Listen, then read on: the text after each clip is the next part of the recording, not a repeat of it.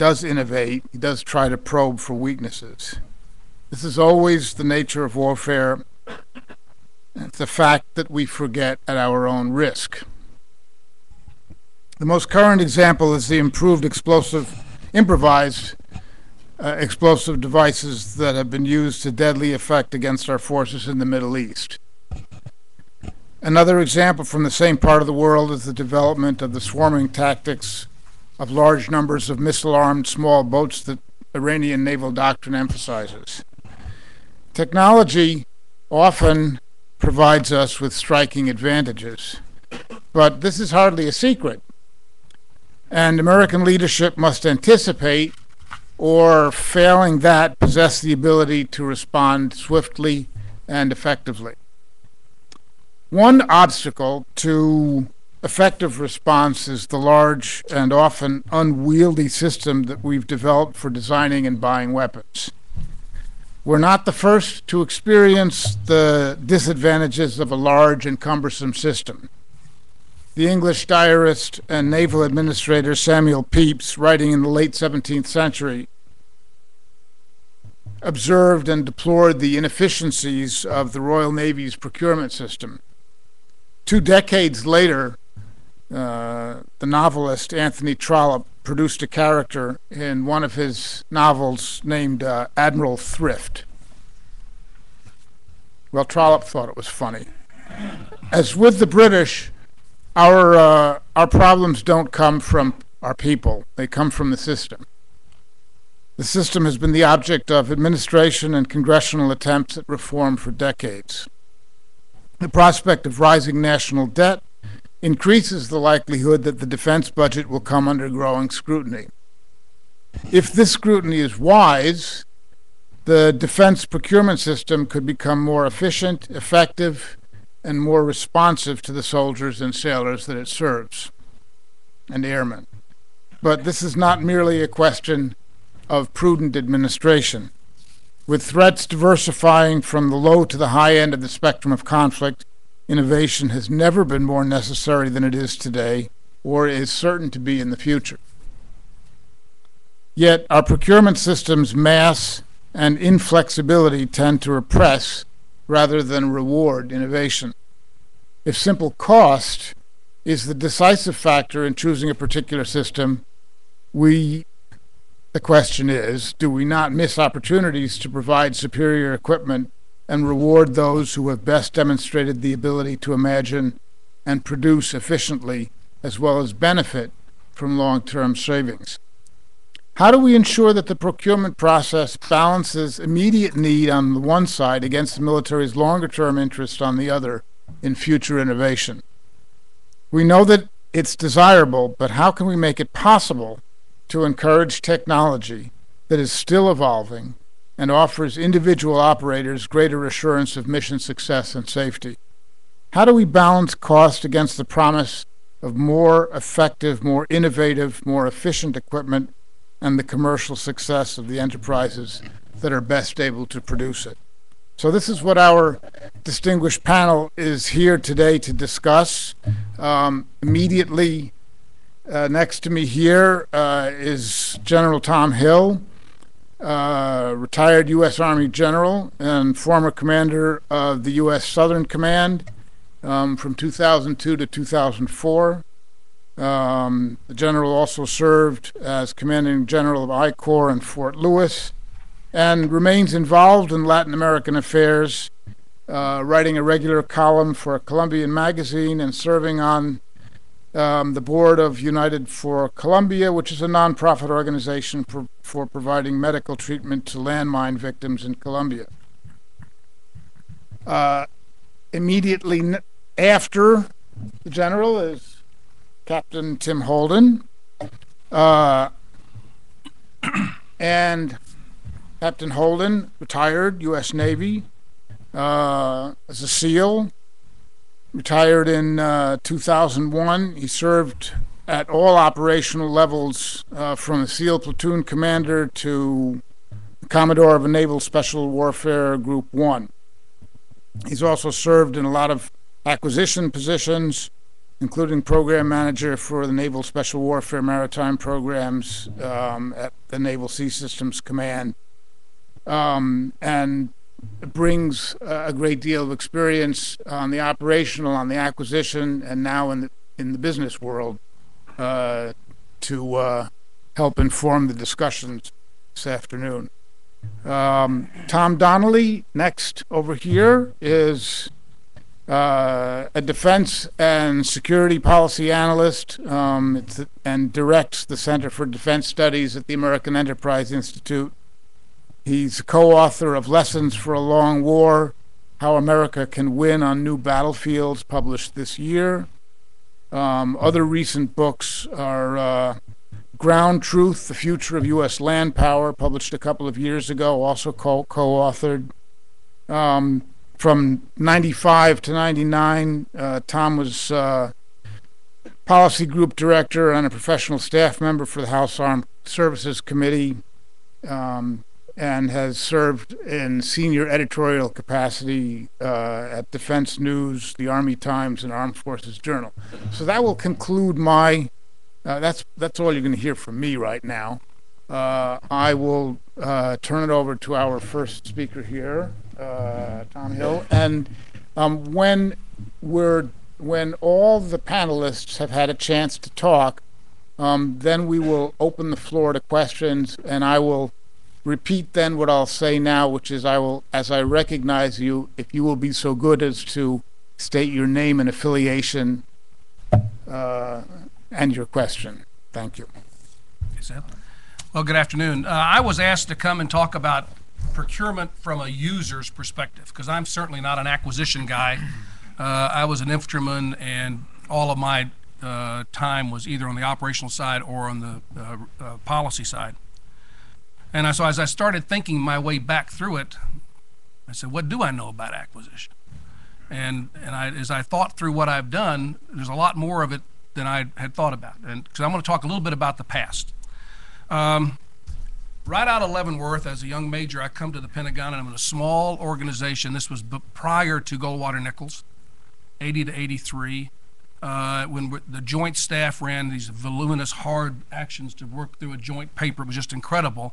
And everything that came, that other services did, chopped through this little office I was in. There were 13 of us in the office. 4 of us went to 4 stars. So it was a pretty high-ranking little crowd. There's all majors. And I took a paper one time to this very bright 06 that was running us, and it was from the Air Force, and he looked at it and he says, I said, you need to chop this. And he said, oh, okay. Where's the force builder in it? And I said, this is a simple policy thing. There's no force. He says, every Air Force action has a force builder sentence in it. And he reads down, he says, there it is right there. And I began to understand that there are requirements that drive procurement, and you have to have the requirement in order to drive the procurement. I then followed that job as aide to the Chief of Staff of the Army, a visionary man named John Wickham, who created, by force of personality more than anything else, the light divisions.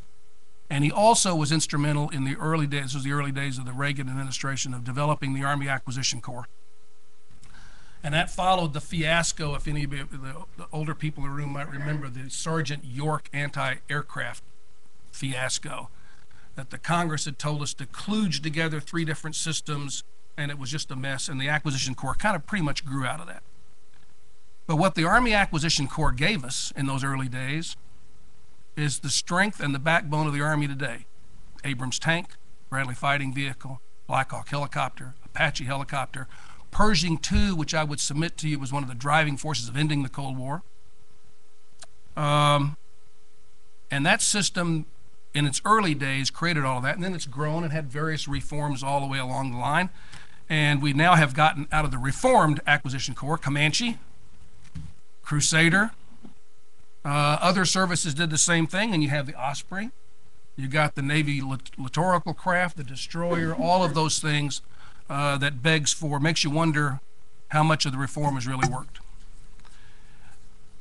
I then, when I was commander at Fort Lewis, another visionary chief, Rick Shinseki, decided to build a Stryker brigades. And I built the first 2 Stryker brigades at Fort Lewis. But that was the right way to do procurement.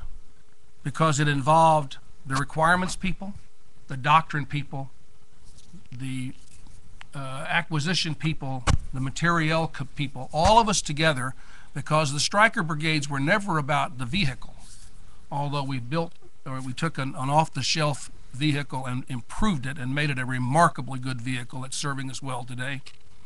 But it was always about the warfighting capability that the striker brigade brought to the services, to the fight. It also, by the way, was the only reason the early work of the strikers brigades is the only reason the Army's been able, in my opinion, to manage modularity and to manage the war effort by brigades is what they're doing today, if we hadn't done that early work. But even then, we sort of had it wrong. As some members of the House Armed Services Committee came and talked to me at Fort Lewis about. One of the selling points that we would say to the Hill on the strikers was it had the backing of all the sinks. Back then we were sinks. I worked my whole life to become a sink to have Secretary Rumsfeld tell me I wasn't one. That's not my fault. I know. I always liked the title sink much better than combatant commander. Anyway, as we were telling them that, and we had gone off at a road show and had gone to each one of the sinks and talked about the greatness that the striker brigades were going to bring them, and could they use them in their war fight, and the answer was uniformly yes. The staffer reminded me we had it backwards, because how come the sinks hadn't come in with the requirement for a striker brigade? And I thought to myself at the time, that's a pretty good thought. And in theory, I think that's the way we ought to be doing business. But I have to tell you, as a combatant commander and going through the whole JROC drill, I found it to be a whole lot more form than substance. I think it did help drive some of the discussion, but not to the degree that it should, and hopefully will at some time in the future.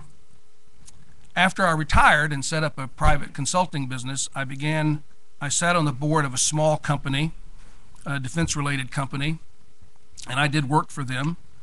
And we had a wonderful IDIQ that kept us going pretty well until the Army came in one afternoon and said, no more, you're off. And very capricious, it wasn't very well thought out. I was really unhappy about it. And it would have killed the company had we not fixed it.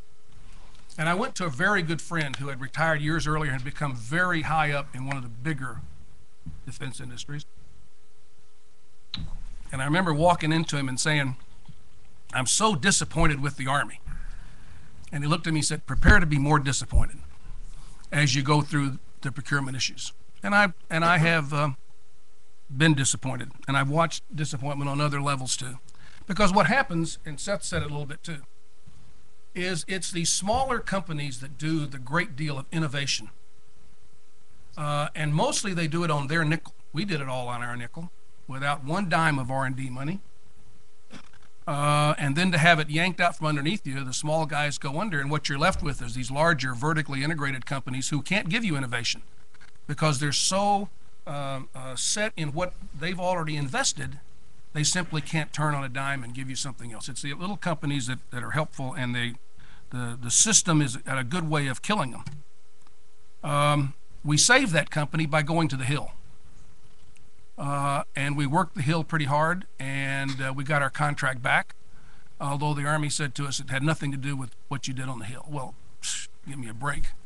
But that's part of the problem too, a major part of the problem. It helped us, but we shouldn't have to do business that way, and it's part of the ever-growing dilemma.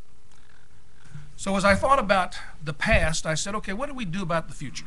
I would commend a couple of points to you, and I'll close. I would commend to you an article, an op-ed yesterday in New York Times, What Ike Got Right by James Ledbetter. Excellent article. And he says, does America still have a military-industrial complex, and should we be as worried as Eisenhower was? He goes on to say we're not bad yet, but we're close. He says Eisenhower's worst fears have not yet come to pass, but his warning against, quote, the unwarranted influence, whether sought or unsought, by the military-industrial complexes is as urgent today as ever. And Eisenhower worried more about just the dollars of it. He also worried about, and he said in his speech, the influence of the military-industrial complex was economic, political, even spiritual, and that it was felt in every city, every state house, every office of the federal government. Anyway, this is an interesting article and well worth your time. And I worry about some of those same things. Example, 50%, over 50% of general officers in the Army that I know of all have children serving in the military. If you go look at the recruiting records, you'll find that about 35 or 40% of all soldiers coming into the Army come from military families. That's not good for the society. And I think that's what Eisenhower was talking about when he left office. One of the things he was talking about. I've worked with 4 different transition teams going back to my days as a major. I worked on a small team as we transitioned in the Reagan administration. I then, coming out of the War College, was asked to do the transition help the Army staff transition from whoever was going to win, Bush or Dukakis, and I spent a year doing that. I then spent, as a 1-star, I did the transition from the first Bush administration to the Clinton administration for the Joint Staff. And then I was a 4-star doing the transition for the second Bush administration.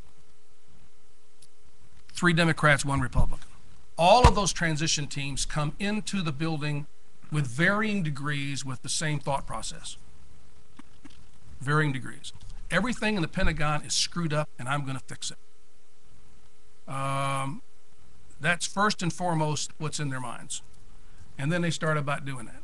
Secretary Rumsfeld, whom I worked for, had the pleasure to work for, had transformation. And in fact, when he interviewed me before he appointed me or nominated me to be a 4-star, one of the questions he asked me was, he said, what could the Army do to transform faster than it's transforming? And my answer immediately to him was nothing. Because until you fix the acquisition system, the services cannot go any faster. And that's a DOD issue, not an Army issue. Now we have Secretary Gates reforms, and I think that they're good. But until we move more dollars to the Department of Defense and somehow away from the services, what happens with the services and the Hill is so inextricably bound economically that it's almost impossible to fix it. When I retired, I was put under the BRAC Commission. I was appointed to the BRAC Commission. I did what was one of the 9 BRAC commissioners. Great reforms always involve penalties. Goldwater-Nichols succeeded because it was tied to general officer promotions. Had it not been tied to general officer promotions, the services would have ignored it. I'm convinced of it. BRAC works the same way. It allows Congress to save it from itself. So maybe we need some kind of procurement BRAC. Although just looking recently with the budget thing that came out, that's pretty hard to do too. So I don't have a big solution to it. I would, however, leave you with one thing. I'm going to go back to the time I was a major in the building because it has everything to do with procurement and the system we have today. When I was a major in DesOps in the building, I developed 3 guiding principles that really helped me succeed. One was that bad viz is better than no viz. Think about procurement in that regard. It's very difficult to kill a bad idea, almost impossible to kill a bad idea. Witness some of the things we still live with today. And then finally, and it's saved me and I talk to business people about it all the time too, there are no facts. Unless you can sell it to someone, it's an opinion. No matter how right you are, unless you can sell it to someone, it's an opinion. And go up on Capitol Hill and look at procurement today and everything that we do. There are no facts. Anyway, that's my spiel. Very good. Very helpful. Thanks, Tom. Tim? My turn. Well, first of all, Seth, thank you very much for inviting me to join the panel today. I'm very pleased to be here today, and thank you all very much for coming out in this cold weather to join us today. I'm also pleased to represent the Special Operations community. Before I begin, I'd like to acknowledge the tremendous progress that's been made by the U.S. Special Operations Forces under the command of U.S. SOCOM, as evidenced by the incredible capabilities that they've developed in the global war on terrorism. that's really not the issue here today. I think the issue is, and the purpose of today's discussion is the general recognition that there will be a reduction in the DoD budget, and the concern that we continue to provide innovative capabilities to the force in spite of these significant budget pressures. By way of background, I would point out that it was Congress which, in one of its most visionary moments, enacted Goldwater-Nichols' DoD Reorganization Act in 1986, which in part created the U.S. Special Operations Command, which was established in 1987, some 23 years ago, and set the stage for the revolution in military affairs with respect to special operations. U.S. Special Operations Command was initially created to organize, train, and equip the force, much a service-like responsibility, not an operational role, which it has since evolved to. And it was created from the disestablishment of the U.S. Army Readiness Command, and today is one of the largest joint commands in the U.S. military, with a staff of over 3,500 people, an acquisition executive on par with the other services, and its own major force program with an annual budget of roughly $9 billion, and about 3.5 of that in acquisition alone. So these measures were a dramatic change from the conventional planning, programming, and budgeting system. And for nearly 40 years now, the DoD Directive 5000 series has been the centerpiece of defense acquisition policy and procedure, which is purported to be a disciplined management approach for acquiring systems and materials to satisfy the vast military needs. Acquisitions are driven by a requirements-based methodology that is heavily process-focused. DoD has created a separate and distinct acquisition core that, in my opinion, has become too distinct and too separated from the operators. And it's the operators, in my view, that are driving innovation at the field level. And it's as if the customer now is the acquisition executive and not the operator in the field. And many special operators that I've spoken with feel that the process lacks agility and it is ponderous, even for proven technologies.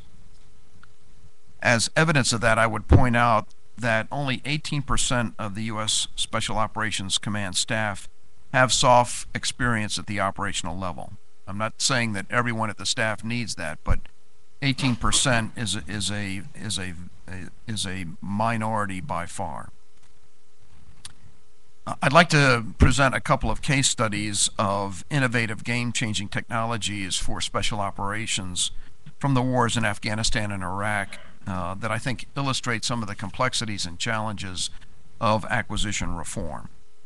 The first are the unmanned aerial systems, or UASs, that have completely changed the strategic, operational, and tactical intelligence composure on the battlefield. The most widely known examples of these, I think, are the Northrop Grumman Global Hawk and the General Atomics Predator and the ARM Predator. These strategic platforms typically are equipped with synthetic aperture array radars with moving target indicator technology that can penetrate through clouds and sandstorms and identify moving targets from the background clutter. They also have electro-optical infrared imagery for long-range observation, and they're capable of long loiter times over target areas and can downlink that data to virtually anywhere in the world. The Global Hawk is capable of covering some 40,000 square miles per day at a cost of $123 million per aircraft, with the development costs included in that figure. Clearly, that's a significant investment in this program of record.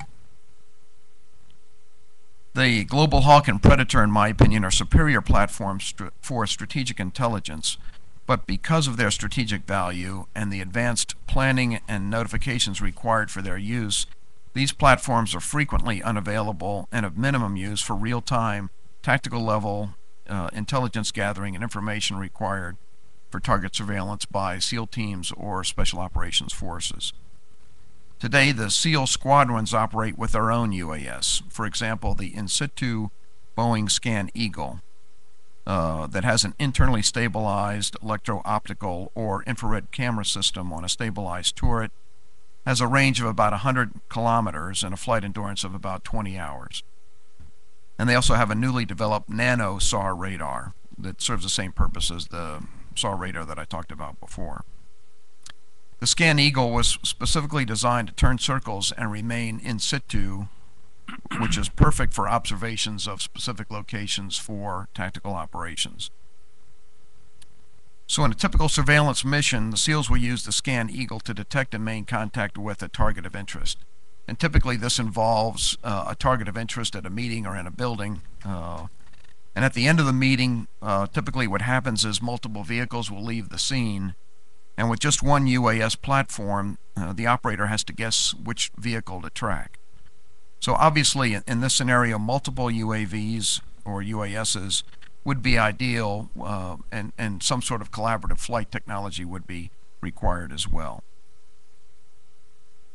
If the measure of performance is combat effectiveness for special operations, I would say that the smaller, less capable, and less expensive Scan Eagle contributes much more to the SEAL's combat effectiveness than the Global Hawk. But it's not a program of record, and there is no acquisition program to fulfill the need. And why is that? Because the requirements documents still have not made it up, over, through, and around the chain of command. Procurement policies and procedures need to recognize the range of requirements for a capability. In this case, UASs. And there is, in my view, a real-time value of fielding innovative technologies and making operator-centric improvements on the fly. As generous as Congress has been to the command, it won't provide funding for any program without a validated set of requirements, as the General pointed out.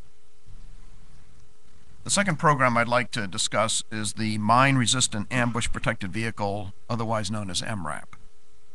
In May 2007, Secretary Gates stated that the acquisition of MRAPs were the DoD's highest priority, recognizing the IED threat that the troops were facing. And MRAPs were initially funded under an emergency war budget process.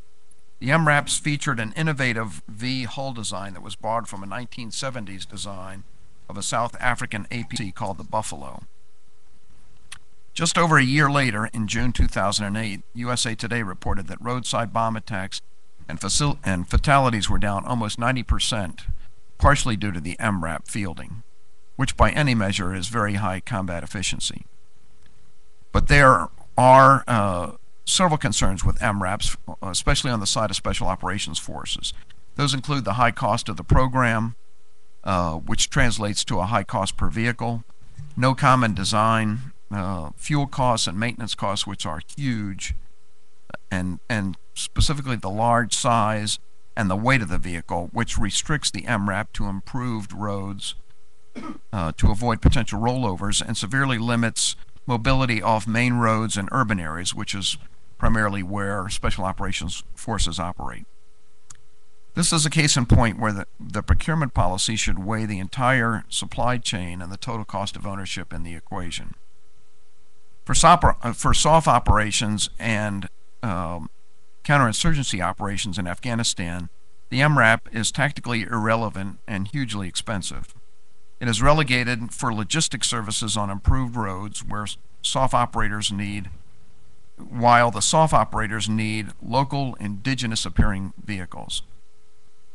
And I think this is a specific case where innovation could deliver better protection for the SOF operators operating in their environment.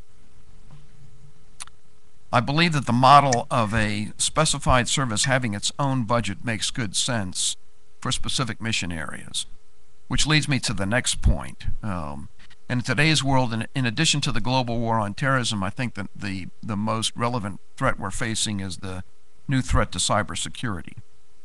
And in my opinion, there are many parallels between the U.S. Special Operations Command experience and U.S. Cyber Command. First, both missions deal with a predatory adaptive enemy that in many cases is an extremist element. Both are dependent upon a small number of very highly trained and capable operators to deal with the threat. And both are to a great extent dependent upon innovative technology to stay ahead of the threat. The difference between Special Operations and Cyber Command is we don't have 23 years to make those improvements before we face a cybersecurity threat and can deal with it effectively. So I believe we should apply the same acquisition model for U.S. Cyber Command, create its own budget, give its own acquisition executive, and allow them to innovate internally. In closing, I'd like to offer 4 recommendations. First, I agree fully that procurement policy and practice should drive innovation. Policy should not only permit but encourage coupling the operators to the technology innovators that would provide direct linkage and feedback on combat effectiveness. Combat effectiveness is defined on the battlefield.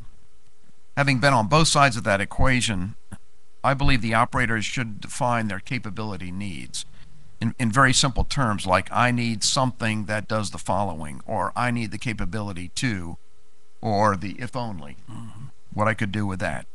And then turn to the innovators for solutions. A good example of where this works is an event called Trident Spectre, which is a scenario-based experiment conducted by the Naval Special Warfare Group 2 in Norfolk, Virginia. In this experiment, which is entitled an experiment and not a demonstration, innovative companies form collaborative teams online and then demonstrate their technology to the operator in the field. If the technology is accepted, it's given a technical readiness level 9, which the benefit to the innovative companies is it demonstrates a certain level of maturity of that technology going forward in the acquisition process. My second point is that procurement policies should be flexible enough to permit DoD to create a fully warranted subset of the acquisition force modeled on a special operations business model. That is, a highly trained, agile, robust acquisition force that adheres to the spirit of DoD 5000 without the bureaucratic overhead, and is fully responsible and accountable for solving some of the niche technical challenges for extremely important capabilities. Third, I firmly believe that performance-based, firm fixed price design, build, contracting offers industry, especially suppliers, tremendous incentives to apply innovative solutions that focus on total product value, including product combat effectiveness, resilience, and long-term cost savings.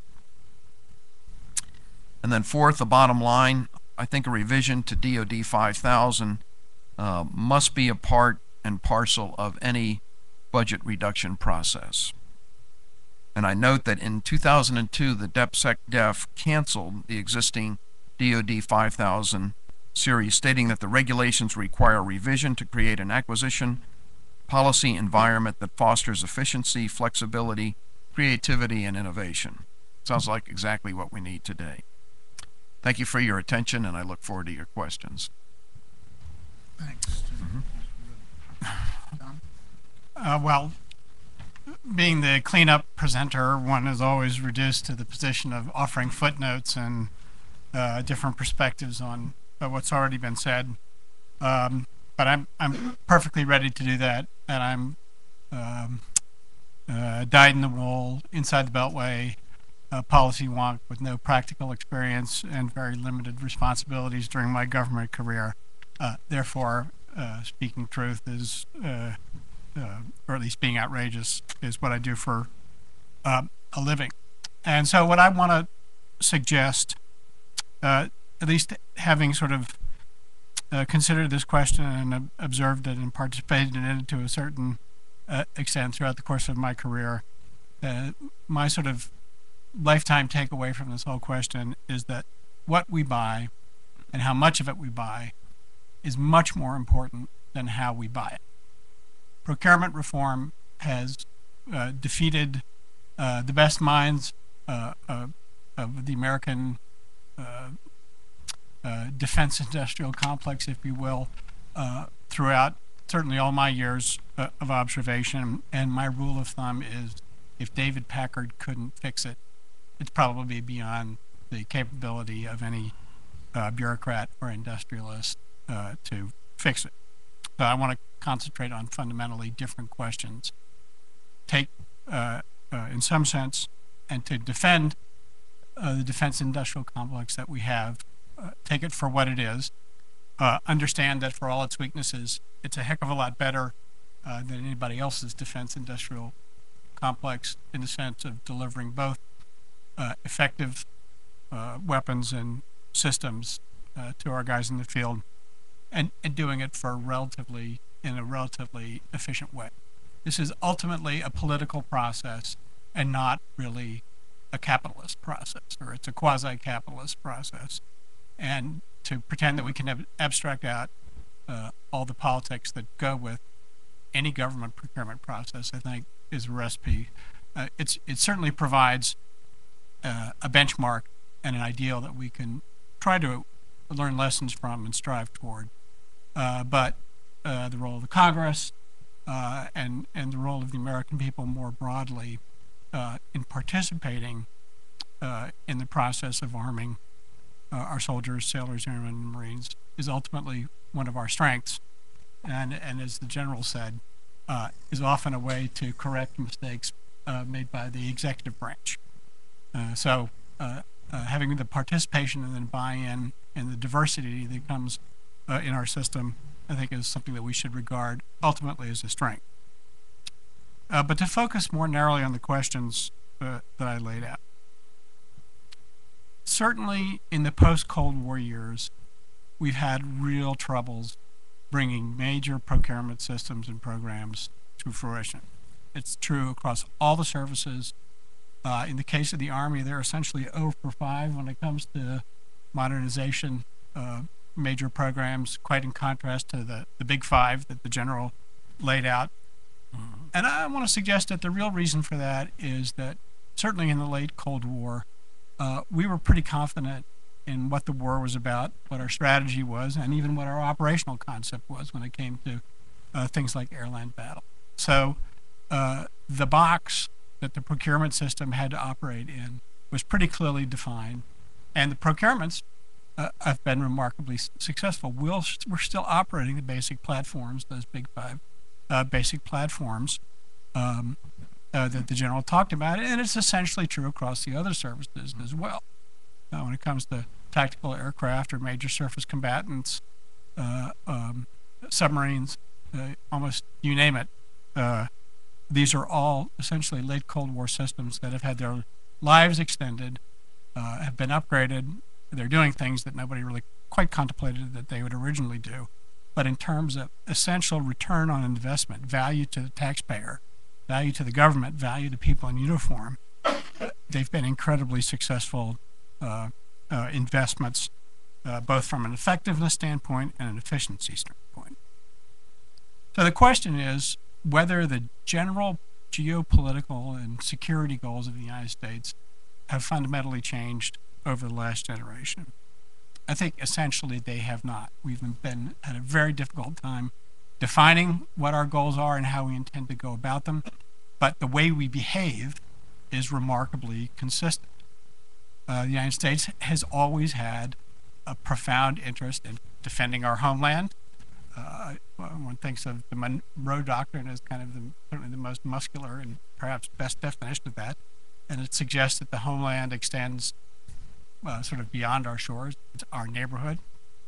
But we've always had a profound interest in the balance of power in Europe, in East Asia for centuries, and certainly since the end of World War II and the development of a international petroleum economy in the greater Middle East. So how have we behaved? We spent a century and an immense amount of blood and treasure securing a pretty stable and robust peace in Europe. That's now an economy of force majeure. And it drove our force designs in ways from the nuclear level, even down to the special forces, special operating forces level, even though there were other ancillary and lesser included missions that those forces were required to do and for which they were required to buy unique equipment. So we don't have to design our forces around a primarily European set of contingencies. We have backed over the past generation, a a profoundly different posture and presence in the Persian Gulf, or what we now would call the Greater Middle East, because it includes South Asia as well as Southwest Asia. But if you take a step back from the narrow focus to the larger focus, that's changed just again sort of 180 degrees. What began with an offshore balancing maritime and aerospace presence has evolved into a continuation of that, but also, as the American role in Europe did, into a profound and large-scale, long-duration onshore land force presence. Now, hemlines may go up and down in the sense that conditions will change, are changing, have changed in Iraq, likewise in Afghanistan. But if you sort of had invested in a penny stock called the Rapid Deployment Joint Task Force back in 1979, you'd be retired and living in the Bahamas rather than being a policy wonk in Washington. Again, the sort of growth of that industry and that the continuation of that investment is pretty remarkable. I don't know why we delude ourselves into thinking that that's not going to be or shouldn't be an essential force shaping and force sizing construct, and that we should build forces, buy stuff, and do things premised on the fact that it's a vital interest for the United States and the outcome in that region. That matters not only to us, not only to Europeans and East Asians, where we've also had a long-term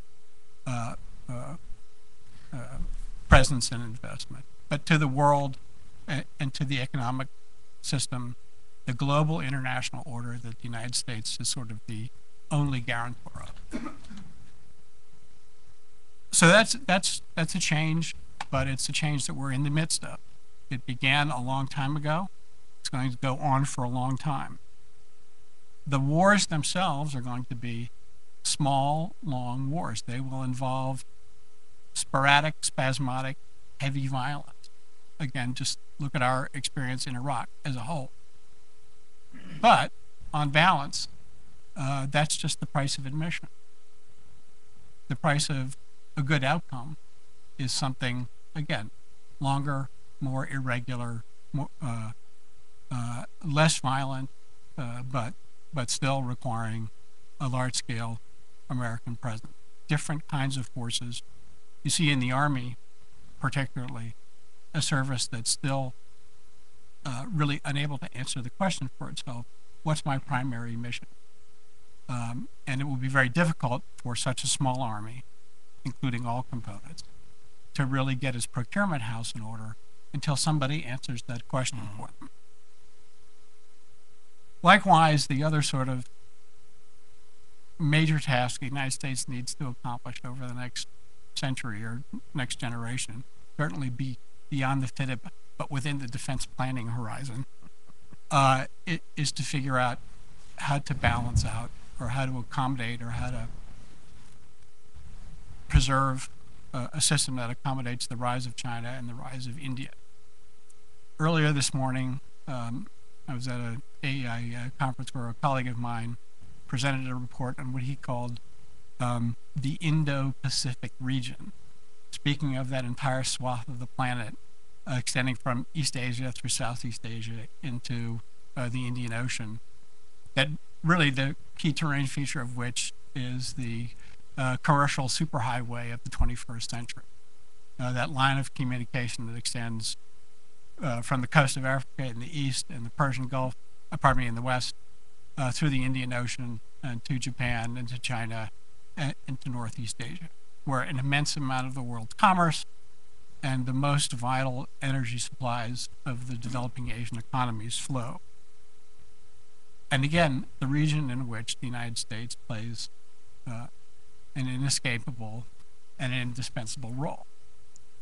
But again, we find ourselves, particularly when it comes to thinking about the future of our naval forces, our maritime forces, our air forces, and as people have suggested on the panel, our cyber warfare capabilities, where our services and our procurement apparat can't ask the right questions very difficult to ask yourself, in a governmental context, what is it that we really need to be doing to hedge against the growth in Chinese military power, or to build a coalition of like-minded states, and to help equip those like-minded states to build partnership capacity, to use the Pentagon term of art, in a way that affects what our services do, what our services buy, and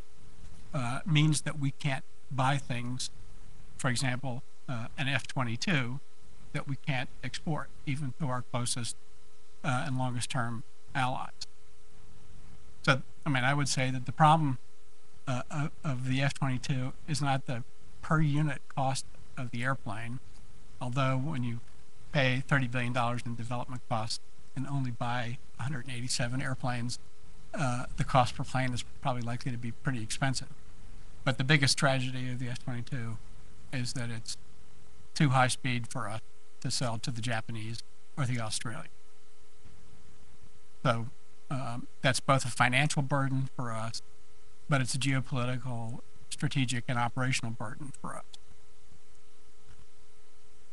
So answering that question, what is it, what are the geopolitical objectives of our military power, and then sizing, shaping, and equipping our forces to do the essential things that they need to do, is really the first procurement reform question in my mind. Second question that I would toss out is the how much question. De facto, and certainly since World War II, the United States has had for itself a two-war standard. That was true because we had European and Pacific theaters that, despite the alleged Europe first strategy that we pursued in World War II, you certainly couldn't have convinced the Japanese or General MacArthur or Admiral Nimitz that there wasn't a pretty heavy effort in the Pacific, even from the start. But we've kind of abandoned that in last year's, again, as part of our post-Cold War confusion. The result is that we constantly ask our services and the procurement system, if you will, to do more with less. I think that's just a recipe for tears over the long haul. The fact that the professional small force that General Miller was talking about hasn't yet sort of collapsed from the strain it's been under is something that is surprising to anybody who, if you dial the clock back to September 10th, 2011 and said, okay, fellas, here's what's coming down the pike. Anybody who was an expert would have said, no way, no how. They've done better than anybody anticipated, but we should not take that for granted. And they've bought things and modified their doctrine profoundly on the fly, and entirely, as I think the previous presenters have suggested, entirely outside the normal order of procurement and other bureaucratic business. Again, that's not a method. And the other sort of alleged solution to our volume problem is that we'll just be smarter. I would just offer that attempts to be smart with, say, the Rumsfeld transformation initiative is kind of a guinea pig in this case, although he's hardly the only one. Again, also always kind of end in tears because the enemy does get a vote, and if we advertise what kind of war we'd like to fight, others will take note of that and will adjust accordingly. And then finally, I would say there's a how much question when it comes to the military-industrial complex. It is true that there is a tension between small, innovative companies and large companies, but I don't think it's as black and white as, not to put words in other people's mouth, but things like moving target indicators or synthetic aperture radars were first developed in big, expensive programs. These are exports from things like JSARs, for example.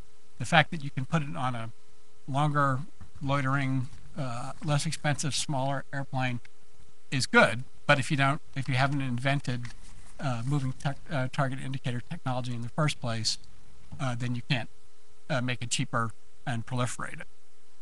So, and what's happening in the industry is an essential strategic question for us, but one that's not getting really any attention at all. There was, during the 1990s, an attempt to manage the downsizing of the defense industry. People can have different opinions as to how successful that was or whether it even went far enough. But simply pretending that there's a marketplace when there isn't a marketplace exactly is not going to be a recipe for success either. I don't want to avoid the how question entirely, but the one thing, particularly one of my sort of wonky Washington temporary jobs I had this summer was serving as a consultant to the Federal Defense Review independent panel, which also tackled the question of procurement reform, and particularly General Larry Welch was the lead brain on that. So I would commend the section on procurement reform in that report. But General Welch's fundamental insights were two. One was that there had to be accountability in the system, and I think others have talked about that. But there's no substitute for buying things quickly. It's not probably, as a former journalist, I tend to avoid absolutes, but I think it's almost a hard and fast rule that the longer programs go between sort of establishing the initial requirements and actually buying one is always a recipe for increased cost and other kinds of tiers. And it's really quite remarkable, again, to go back to the late Cold War procurements, which happened pretty rapidly. But again, all these things have been improved several times over and providing good service, longer service than anybody anticipated.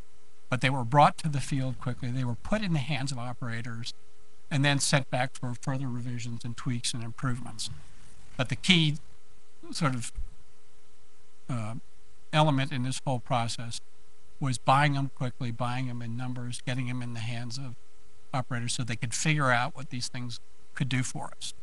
So as we go forward, and actually in the post-Cold War years, we thought it'd be a bright idea to put a whole lot of things into development and then see which ones we needed and then procure them at some later date. Again, that turns out to have been 180 degrees wrong. To sort of conclude my presentation, there is one other question that others have alluded to. There is a even first order question as to why we should do this. And at a moment when we're experiencing a generational change in our political leadership, really for the first time transitioning, we have a president who really had very little experience of the Cold War, and now we have 87 new Republican members, sort of Tea Party types, if you will, members of the People's House, the House of Representatives where I worked, who are young politicians. There's a slight uptick in the number of people with military service there, but these are guys who sort of got out as captains after a Desert Storm or maybe 2003, 2004, at the worst parts of our Iraq experience. So it's a slightly misleading statistic. But they're asking themselves really profound questions about why the United States should continue to provide the global public good, but one that imposes pretty substantial costs, not in the macroeconomic sense, but $700 billion is a lot of dollars on the American economy and on the American people. It's an answerable question, but it's one that we've taken for granted, I think, for several generations. And again, is going to be a fundamental framing question that will, I think, come even before the what and how much questions, and certainly well before the how question. These new politicians are going to jump into the how question. They're anxious. Their fundamental belief is that the Department of Defense is a slightly more effective version of the Department of Education, in that it's a big, inefficient lump of federal bureaucracy and there must be a ton of waste, fraud, and abuse out there somewhere. Good luck to Secretary Gates in finding that pot of money. Again, it's eluded everybody who's gone hunting for that pot of gold at the end of the rainbow, certainly in my experience. And we should also remember that his target of trying to harvest $10 or $15 billion a year is a pretty small amount of money in the macro sense. It's certainly not going to close the gap between the size or the quality or the modernization requirements that are out there and what we've currently got. But conversely, if it leads to, if that money leaves the department, applied either to offset social entitlement costs or to otherwise reduce the deficit, then it's not going to solve our strategic problems in any sense at all. So procurement reform is, we should shake this tree absolutely as hard as we possibly can. But on the other hand, we ought to have realistic assumptions about what we're going to get out of it. And again, I would stipulate it's more important to buy the right stuff than it is to buy the wrong stuff, however efficiently we end up buying it. So here endeth the lesson. Back to staff for the Q&A. Thanks, Tom. Thank you, all panelists. Before opening the floor to questions, let me just ask whether any of the panelists would like to make comments about what they heard from the other panelists. And if the answer is no, then we'll turn it over to the floor. All right. The floor is open. Or questions, please. And again, if you would be so good as to say who you are and your affiliation.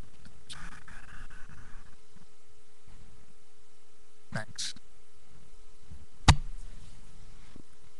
I'm Ken Brown, and I'm with a private equity group, Lion Chase Holdings. And I came out because I'm very interested in the procurement discussion. Oh, and also one other thing, if I might interrupt you, if you would also say to whom your question is addressed. Thanks. Great. My question is addressed to the panel, particularly the general who brought up the discussion regarding R&D. And I think the military, DOD, the services have done a fantastic job when it comes to outreach to the university community. And I think it's done a fantastic job when it comes to outreach and R&D with the Beltway general contractors, etc. However, what I would like to ask is, do you think you can achieve any economies of scale with your R&D efforts, with more outreach and more development with R&D and the entrepreneurial community, the VC community, the private inventor community? And here's my comment overall, or rather my observation overall, and that is that when we engage entrepreneurs that have ideas, whether it be power generation, that's the rage right now, a lot of investment in power generation, hydrogen cells, etc. When we talk to them about R&D partnerships with the military, they're aghast, or they're absolutely befuddled as to how would they even make that type of ascent.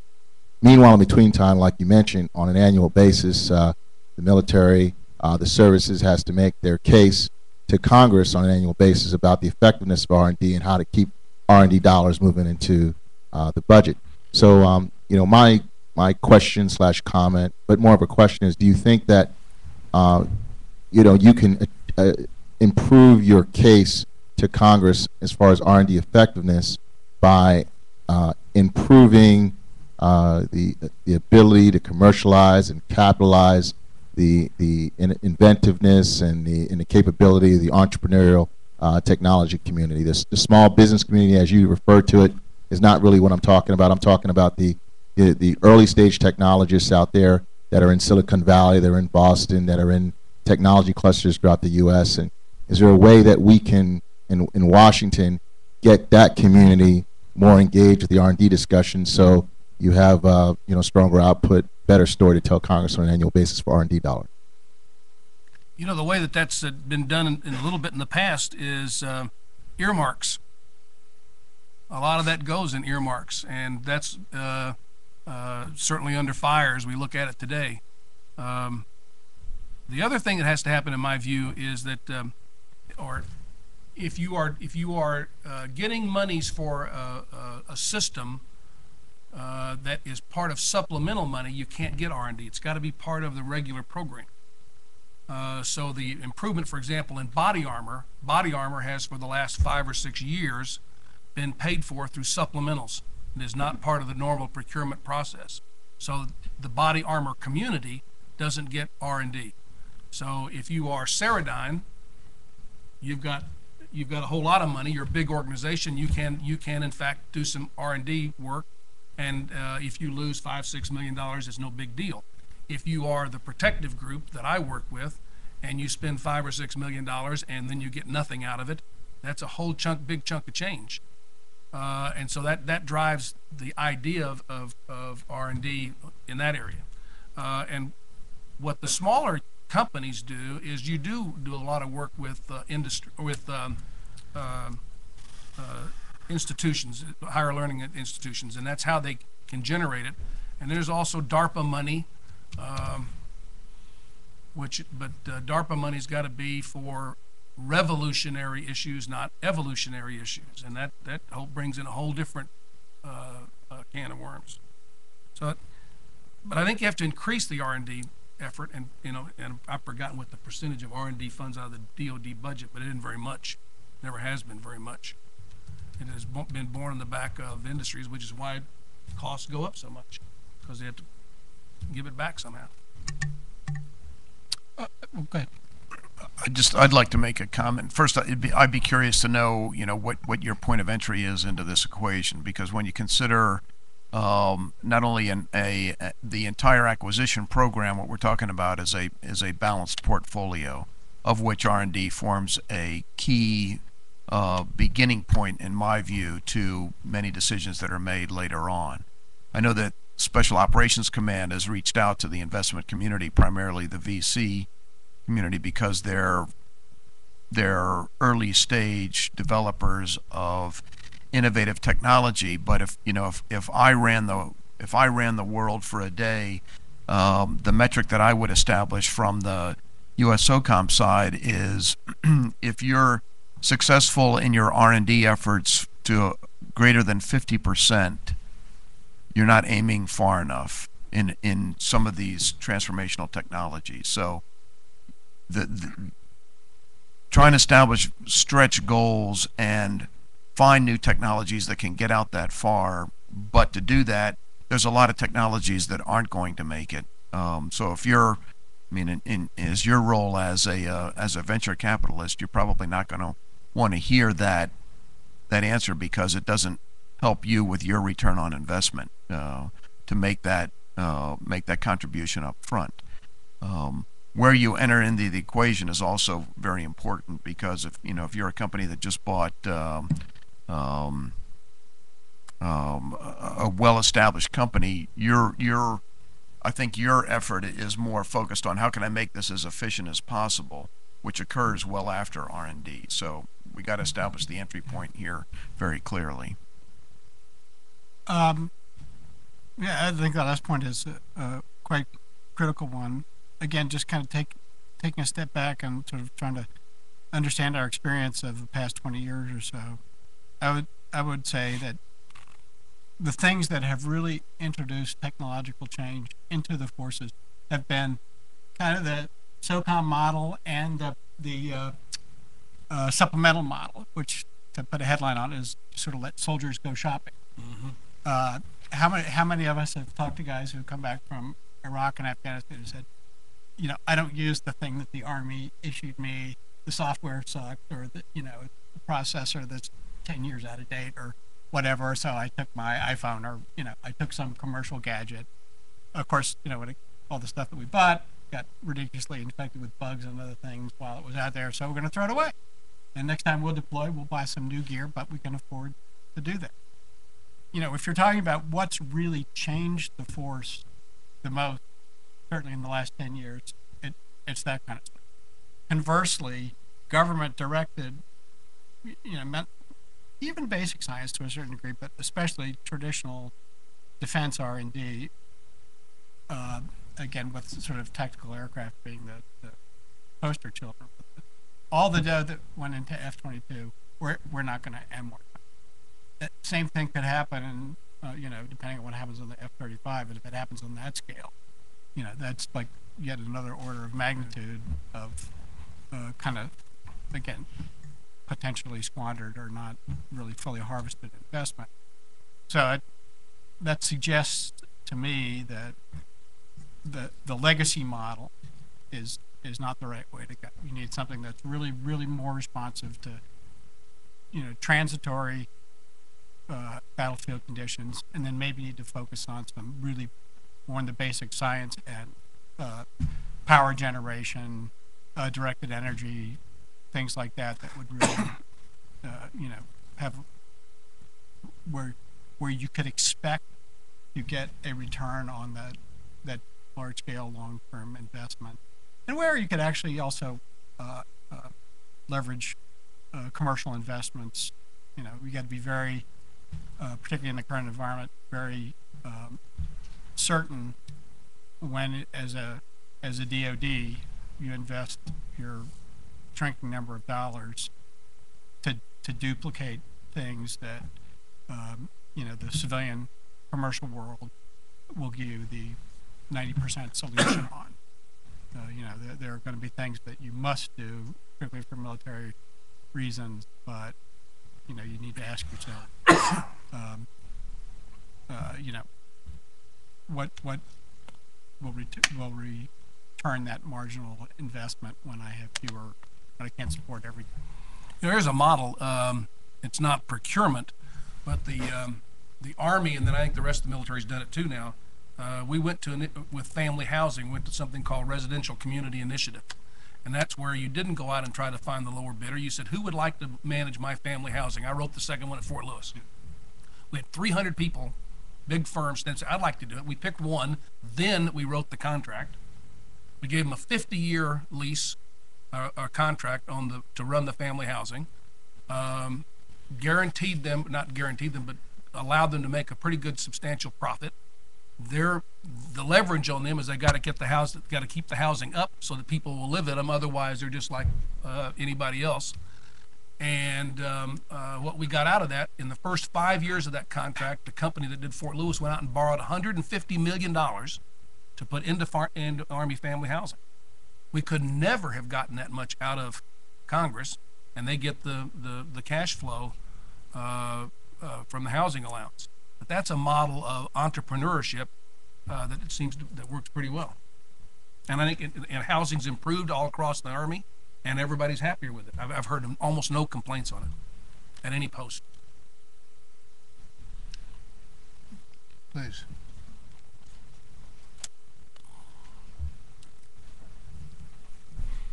Byron Callen with Capital Alpha Partners. It's for the whole panel, but I wanted to pick up something that Tim mentioned about ownership costs in the case of the MRAP. You guys know once the military buys something, it tends to hold on for an awfully long time. Hunter UAV is still in circle. And a lot of these commission reports that came out really focused on, let's cut the systems that are in development that we plan to field for years. Are there savings to get rid of older legacy? Does anybody really quantify the cost, the ownership cost? Is that another route that we lead to?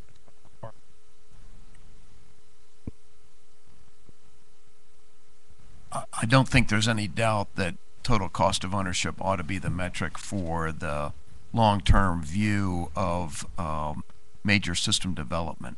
To do that, it requires in my view, a systems engineering approach from the beginning of the project to look at all facets of the capability to really optimize the design and the solution focused on total cost of ownership. I don't know if you noticed recently, but Lockheed Martin sold off one of its most profitable units, which was their systems engineering capability. And the reason they stated for doing that was because they see conflicts of interest coming with DoD, where if you do that front end requirements development, systems engineering piece, you're no longer eligible to execute the project. And obviously, the greater benefit for the larger companies is doing the full scale development. I think that's a very bad trend myself. I think that there has to be an integrating structure to these projects, because the simple calculus of project management no longer works in very complex projects. You can't break things down into individual silos far enough, and yet still integrate them together at the end of the day. It's the interfaces between the silos that really become the tough nut that has to be fixed. And I mean, in very complex interrelated projects, you can't make a decision about weight without affecting about 5 other characteristics of the design. The Army's struggle with future combat system, its whole sort of fleet of land combat vehicles is, I think, an excellent expansion or corollary to this point. Essentially, DoD ended up punishing Boeing for having provided those integration services as the lead systems integrator. I think it was the term of art. That's what it was. For FCS. Also, like, terminating the program when actually they lurched uncontrollably into something like the right answer. And as you say, when you start looking through, I mean, set aside the sort of moral dimension of fielding MRAPs in a time of war, the biggest sort of legacy and opportunity cost would be to take this, and now what do? Do you now structure the Army? How do you treat the sort of, $25 billion investment or whatever it was in MRAPs? Sure, you can kind of weed out some versions of the vehicle that, turn out to be less valuable than others, but, how do the Army is structured around its equipment? I mean, it's not quite the case, or certainly it was during the late Cold War. So you really need that. All these things the knee bones are connected to the thigh bones, and if you don't have a fundamental, comprehensible picture of what you want the service to do, you're going to kind of lurch from, short range requirement to short range requirement, and the long term effect will be to kind of unravel the service as a system. Where we're ending up with the 70-ton to, who knows how the largest thing's going to be, ground combat vehicle, which is an MRAP plus a Bradley plus, a direct drag. It's got, they ended up in actually and that who knows what the program will actually be. But probably a good idea just to sort of stop, slow down, and the Army's lucky in that it hasn't bought anything, but someday they'll have to buy something other than a solution to an immediate battlefield problem. Sorry for the rambling answer, but I thought this was and the DoD has kind of lost the ability to do this larger systems integration piece. Other questions? Here.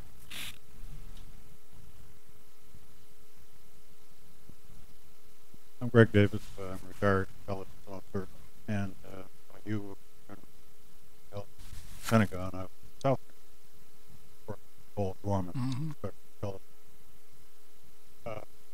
Back then, it was kind of a new command, change function, and emphasis there, innovation, technology, quick procurement, quick employment. One of the things, part of the multi-pilot vehicle, and we also came up with a whole variety of new equipment and procedures, which evolved from your what-if concepts, as well as small companies saying, here's something that I developed, which I think you guys can use. And that interaction worked very well. and it's tied to an organization that's out in Fort Lewis. I don't know if it's still around. It's kind of an innovation and technology development center. And we had a fellow staff that was assigned out there to make all these things happen. I guess a development center, but it worked very well. Sounds to me got something like that down in Norfolk. But I don't know that what you have now is sufficient for what we had back then. Because the turnaround time for things sometimes just a matter of weeks. The new technology didn't really make any difference what the cost. It was what we need is something to get the job done. How quickly can we get it? And how effective can it be? And one of those procurements didn't go through because of the Navy was my going to Denmark to buy a roll-on, roll-off ship to park off the coast of Central America. Mobile type. The money was there. We could do it quickly, easily, and it didn't make any difference how much. But that seems to have been lost over the years. What I see now is, unless you're a major company, Northrop Grumman, AFC, major player, you're not. Just curious if there's any room in the game anymore. A little. I mean, I'm talking micro, not medium-sized companies, 100, 1,500. I'm talking about small companies under, say, 100 employees. Lots of good ideas. What I don't. I have No.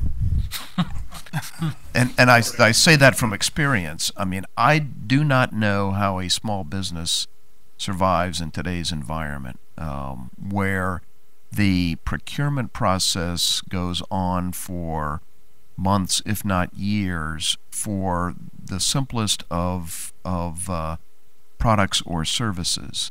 The requirements to, I think I heard a small businessman describe $40 million to attain a CMMI level 3 for their technology, which is becoming a standard. So, you know, they're Mr. Investor, $40 million up front for the right to get to the table and offer a solution. I mean, you're not going to sign up for that.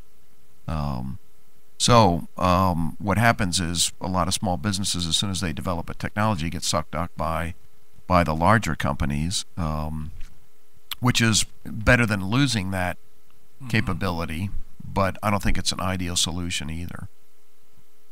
Yeah, the thing was out at Lewis back in those days went away, and we've tried this over time. We start these little things and they stay through one chief and then they go away. General Wickham, when he was chief of staff, he did that thing out at Lewis. He called it a skunk works. That's how he always referred to it, as a skunk works. And it had lots of interesting little ideas, but they never translated into programs. And programs with the dollars attached to them is how you get systems.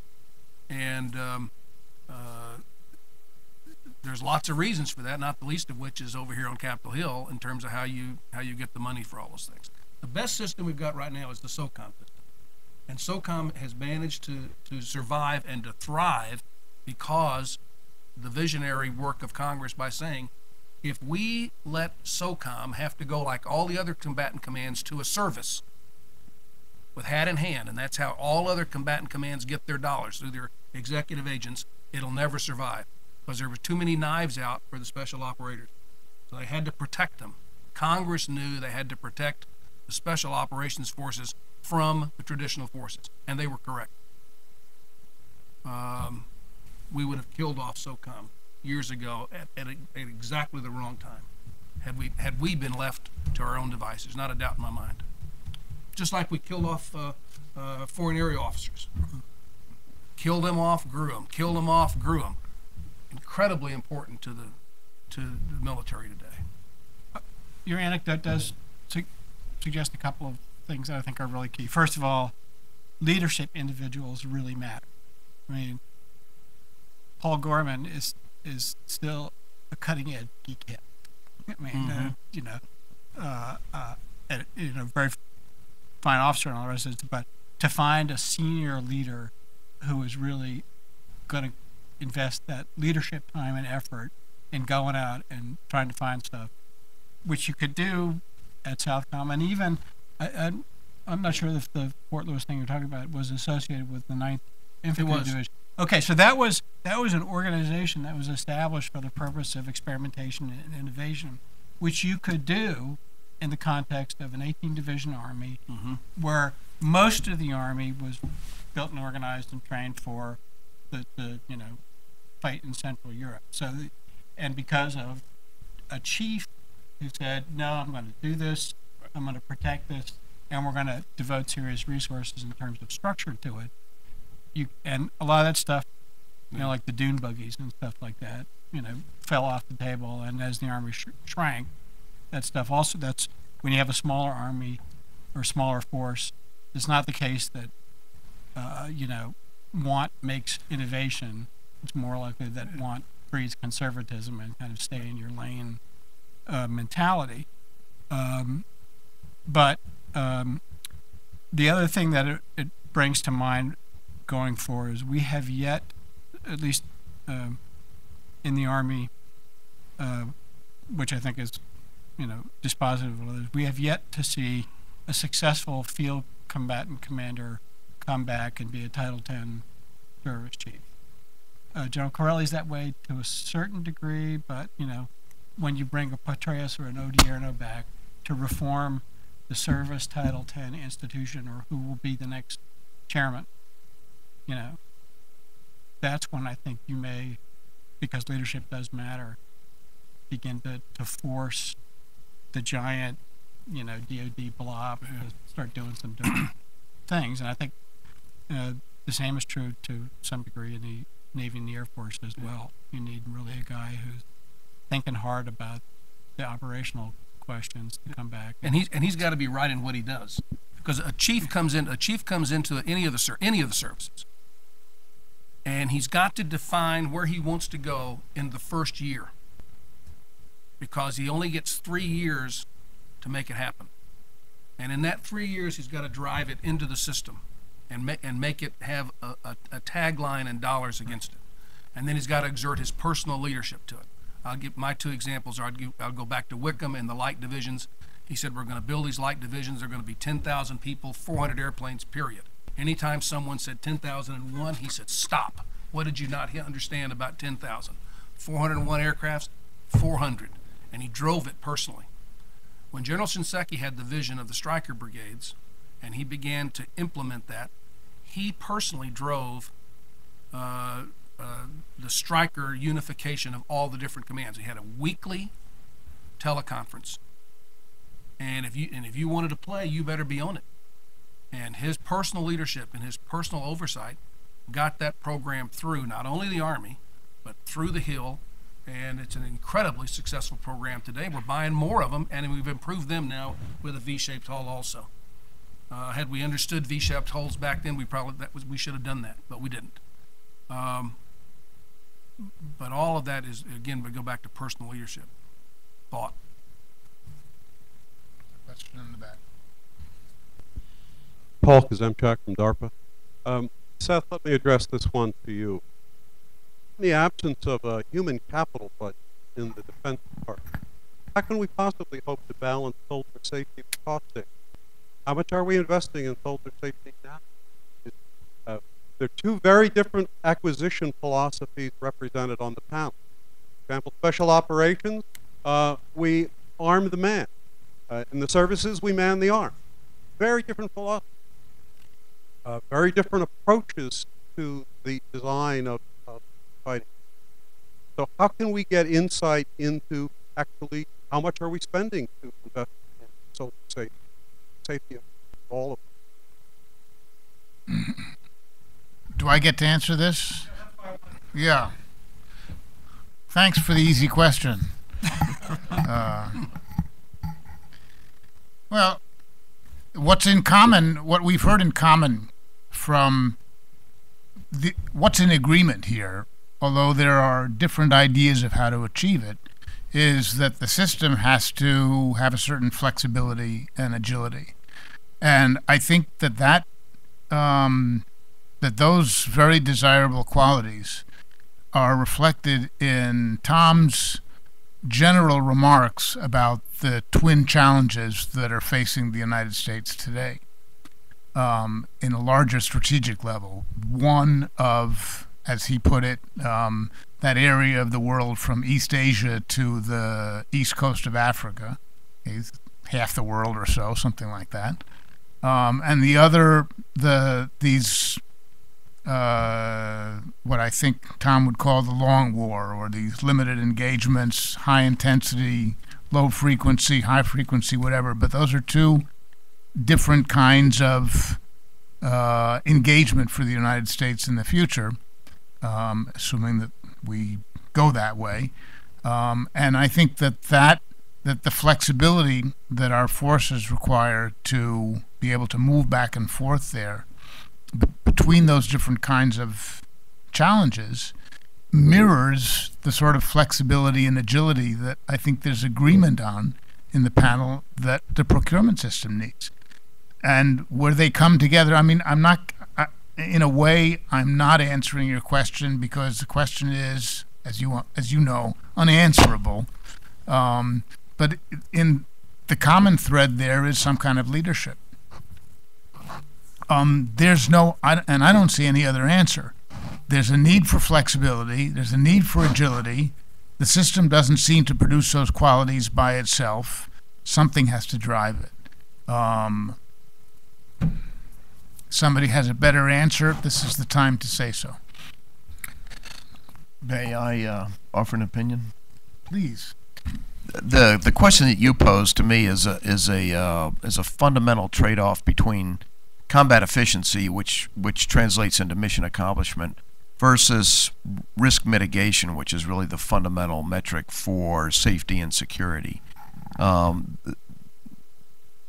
There are technical ways to measure, I think, both, but getting the commander at a specific point in time to balance the two is very, very difficult. You know, the natural inclination for must not fail missions is combat efficiency, or actually combat effectiveness rather than efficiency. In safety and security, the concept of risk mitigation recognizes that you can never guarantee 100% safety and security in all situations. It's either unattainable or unaffordable. And again, I can't draw that line, but I would say it becomes very circumstantial, looking at both sides of the equation and making a decision whether this is a go or a no-go operation. I think it's worth thinking about the human capital question as well. Certainly in the broader sense, you know, where are the genuine innovators going to come from, or where, and even if you have, again, sort of superior field commanders, how are you going to create the opportunity for them to not just win the fight they're in, but prepare the institution for the fights to come?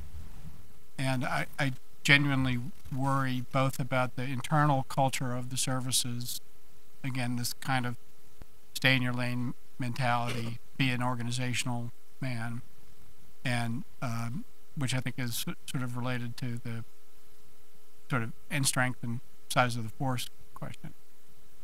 One of the huge bill payers over the past 10 years has been, you know, the sort of trade-ocs and war colleges and things like that. You know, we haven't had guys like Eisenhower and George Marshall had the luxury of the 1920s and 1930s to think about what was coming down the road.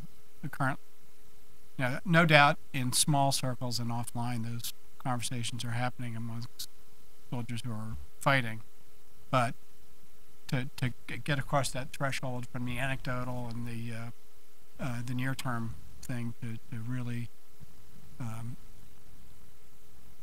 systematic or fundamental organizational change is, I don't think, something that we've figured out how to accomplish, and I worry that we're moving farther away from it rather than closer to it, or we'll have to do it again in extremis because the way we go to war is not, not the right way. The just one follow-up point. The example I gave of MRAP was an attempt to illustrate that point. I mean, clearly the MRAP provides a high degree of safety and security for forces operating in the field against IED threats. That's why it was procured for those type missions. So you achieve a high degree of safety and security. You know, the SEALs that I've talked to basically say, yeah, that's great, but there's no mission to do at the end of the day because they know we're coming, and they're gone. So again, in my view, having an adequately protected indigenous vehicle that you can move in the population pretty effectively balances the trade-offs. You know, the risk mitigation piece of it, I think, is absolutely critical. You cannot put everybody in an M1, and even an M1 doesn't stop everything. And we really grapple with that, but it points up the other part that we kind of danced around, and that is that all of this has become so political in terms of how we argue about these issues. I'm going to go back to my there are no facts argument. Body armor. Just look at what's gone on in body armor over the last 5 or 6 years. Is absolutely incredible. The Army has painted itself into a corner on body armor because of testing, but the testing, because you can't prove it to this, to an nth degree of whatever. But the reality of life is not one soldier has ever been killed because of faulty body armor. Not one, which says to me, we're making a pretty good product. Industry's doing pretty good here. But yet we've worked against threats, and the whole system has gotten so politicized that it scares the Army in terms of what they'll make a decision on. That's why they've gone from one testing system to another testing system. And the testing system gone to out at ATEC is not, in my opinion, a good system. The other one was cheaper, easier, and by the way, it worked. So why in the world? Because they had to be able to say to Congress, see, I'm doing it through the ATEC now. I've got a standard we didn't have a standard before. But the standard before worked. You know, you guys have done incredible work at DARPA. CPOF, for example. Absolutely. We took 2 retired generals, 4 or 5 smart geeks, and we built a system that works because that the Army had been trying for 20 years to build a command and control system, and CPOF works. Is it perfect? No. Does it work? Exactly correct. And it works, and everybody loves it. Now it's gone into the procurement system, and they'll dick it up. It's not a doubt in my mind. Not a doubt in my mind. They'll start adding stuff to it, and it will not be the same system 5 years from now, and will be less effective because we get caught up in the political, the politics of it. So. Okay, so we have time for one more question, and that's mine.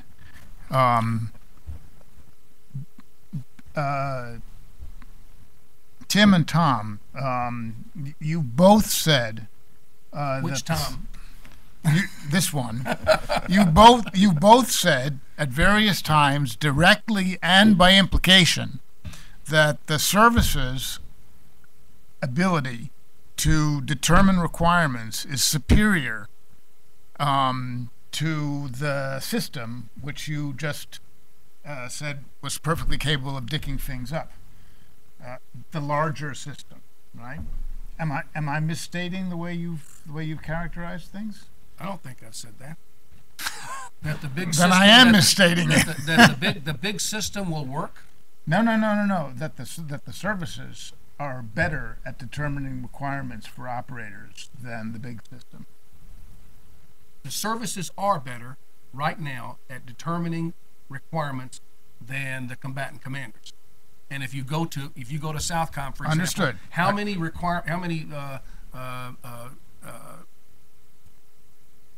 procurement guys, how many think tank guys, how many guys are on the Southcom staff? Answer: none. Right. So Okay. they don't work at it. And there may be a few. The only other ones I think of is SOCOM.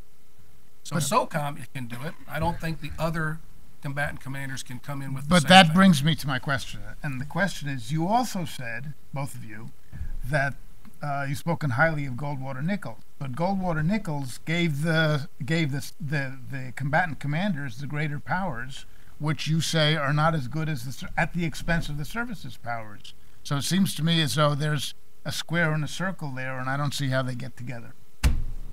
That's my question. In my view, SOCOM's, kind of the classic self-licking ice cream cone. I mean, it includes all the pieces and parts necessary to identify the requirement and then to satisfy that requirement as well. So it has a service-like function. Now that it has a combatant function, in my view, it has its own catalyst for ensuring that those requirements are, in fact, where they should be, expedited through the system. And I think that they have a much higher probability of being able to wire that, because the requirements come from the TSOCs, the theater SOCs, go up through the joint staff at some point, and then back down to SOCOM to satisfy. But I don't think the system is agile. I don't think it's responsive. We've had this great war effort that has been the fundamental driver for a lot of the changes and initiatives that we have seen over the last 8 to 9 years. But if you remove that driver, I don't have a great deal of confidence that the system as it exists in any form is going to innovate effectively. I would say that SOCOM, the creation of SOCOM, sort of illustrates the schizophrenic nature of Goldwater Nichols, and that essentially we need to rethink everything else but SOCOM, beginning with the the praising of jointness above all other virtue. The idea that everything has to be, run through the blender of a joint requirement document, whereas in fact, if you look at what the services are actually doing and the strategic missions that are on the plate out there over the long term, I mean, running a little combat outpost on the dark side of the moon in Afghanistan is about as far away from figuring out how to, find and strike mobile Chinese, ballistic missile launchers in a highly contested airspace and maritime environment as it's possible to be. So why a guy whose war experience is in combat outposts in Afghan valleys should have a vote about what the right answer is for what's right at the other end of the spectrum, and conversely, is just impossible for me to understand. And the great thing about SOCOM is they were exempted from all of that stuff. I exaggerate, but for purposes of emphasis. Okay. Well, I'd like to thank all our panelists, General Hill. Can I make one statement? Please. Because I just wanted to make it because it was something that Tom said earlier. I remain very concerned about the Army and the ability of the Army to remain the great organization it is, and the ability that the Army has shown over the last 8 to 10 years. And it is because of all these back-to-back deployments. And until we get that issue under control, somehow, get to something resembling new normal, whatever that is, all this procurement stuff will be a waste of discussion. I am convinced that if the Army can't get itself down to 10 brigade combat teams at war at any one time, they cannot then sustain a 1 year at war, 2 to 3 years at home. And unless they can get themselves to 1 year at war, 2 to 3 years at home, we will not keep the quality force that we have. And we simply must figure out a way through that. And I don't know what the answer is, but it is a problem that, and if you're out there with the force like I have spent the last 5 years in retirement doing exercises with these guys and training them up to go to combat, you see this and talk to these young people. And I just sent a second lieutenant off the other day. He's going to Afghanistan in April. So, and he's already worried about it. So, Well, and his mother's damn sure worried about it. exactly, and I can't be quiet on this because that's what I hear. The people that are most concerned about the war effort are the mothers who see their sons and daughters making back-to-back deployments and suffering the casualties of the war. And General, you already provided the very compelling statistics about the background of kids that are joining the service today. And what I hear is, that this is a very narrow war. I mean, the forces that are in being are fighting it, and it's irrelevant to the rest of American society, and it's the mothers of these soldiers, sailors, airmen, and Marines that are really getting upset about this. Well, I'll read what I said earlier. I'm on my soapbox, and I'm sorry. It is not good for this country if the U.S. military becomes a class unto itself. Mm-hmm. It is not good for this country if we do that. And we run the risk of doing that, a real risk of doing that. And I think that the soldiers have managed wonderfully, notwithstanding the huge suicide issue. There are real demons in the force out there. And the families have managed some, but we don't know yet. We do not know and will not know for years to come the scars that are on the children that are out there. And this is a real problem that we simply must come to grips with as a nation. Hill's opinion.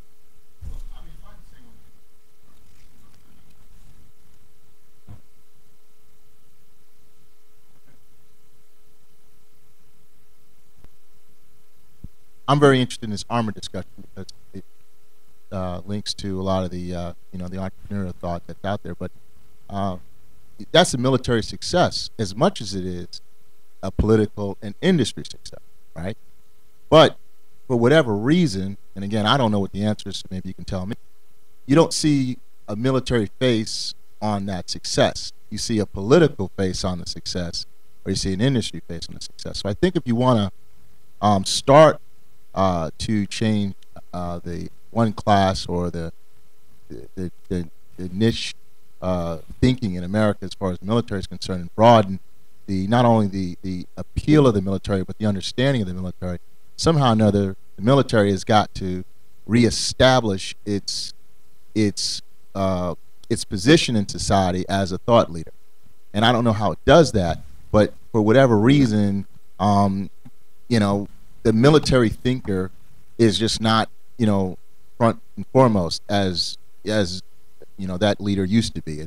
Now it's if the military is successful, it's linked to something in industry or it's linked to something in politics. Heck, if I go to the Pentagon Metro Station right now, I'll see a ton of pictures out there of industry folks and a ton of pictures about whatever else that's related to politics. But the average American who just comes to Washington, who wants to see the Pentagon, they don't even know who, they don't know what general or what major or what colonel, or they don't know anything about DARPA. I mean, for some reason hasn't been a priority of the military in the last couple of years. I don't know, but that's just my, 2 cents. Actually, since we're well past deadline or whatever, actually, I think I would look at it exactly differently. I would argue that sort of in the popular mind, a guy like General Petraeus is, compared to, broadly speaking, people in industry or in finance, or certainly politicians, and this is reflected, not just in the polls. What's the most respected institution in this country, or certainly the most respected institution. I think the military is sort of head and shoulders above that. I don't know to what degree that reflects a broader guilt on the part of society that they're fighting and we're not. But if you ask, what institution has sort of reformed itself under duress over, and you might make a distinction between the military at war and the Title 10 and the field military. But if you wanted to pick one American as, a guy who's brought intellectual capital to bear in a way that actually changes things in the real world, if that were a poll question, I bet Dave Petraeus would win it going away. And there's a lot of Dave Petraeus. Let's hope so. That's the good news. Well, the good news is also that this has been an enjoyable, enlightening, interesting, and well-informed discussion, for which I thank the panelists, one and all, and all of you for coming out. And I hope that we will have more such discussions in the future, and thank you very much again.